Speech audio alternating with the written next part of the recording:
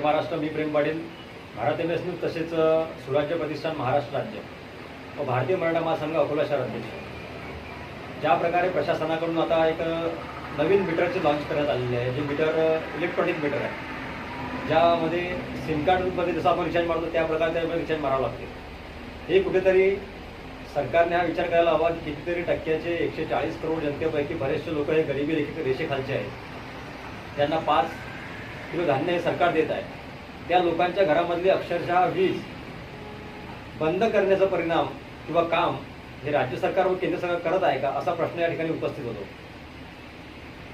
म्हणजे जेणेकरून ज्या प्रकारे विकासाच्या गोष्टी केल्या जातात त्याचप्रमाणे कुठेतरी 1931 किंवा 32 किंवा त्यानंतरचा काळ परत एकदा टेंबा लावून अभ्यास करण्याचा काळ किंवा टेंबा लावून कुठेतरी घरामध्ये उजेड करण्याचं काम हे वापस त्यांना दाखवायचं आहे का?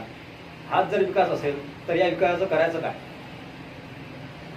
माझ्या मागे जे मीटर आहे तेच मीटर आता काही दिवसांनी प्रत्येकाच्या घरामध्ये लागणार आहे।